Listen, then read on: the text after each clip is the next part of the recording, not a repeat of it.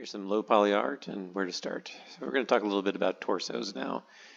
So if you followed my last tutorial, we kind of covered a number of different techniques in order to form a torso.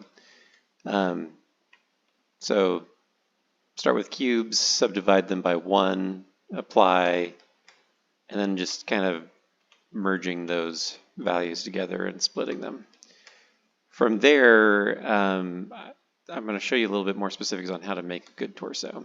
So I add a little bit more geometry up here that allows for more definition. And also anytime you want to merge another cube that's been subdivided by 1, you're basically always looking for this kind of insertion point, 4 quads basically. So once you have that, I like to go ahead and buff it out a little bit. You don't necessarily have to do this, but on this particular character, I'm thinking maybe like a beastkin or werewolf type character. So I'm expecting a more broad torso. So I go ahead and extrude out those a little bit.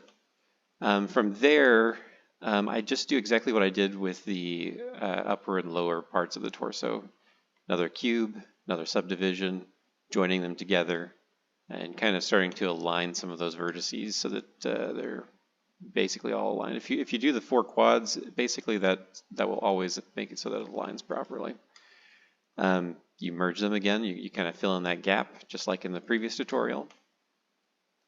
From here, I start to kind of smoothing out the vertices as necessary. Again, you can just right-click any set of vertices and click on smooth vertices. It oftentimes works, like if you go in like a row, that'll smooth out that curve.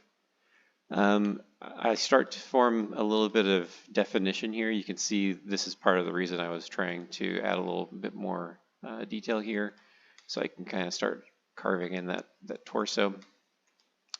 And then finally, after kind of repeating that process with the legs, I start to have basically some nubs that I can eventually start pulling legs off of in the legs.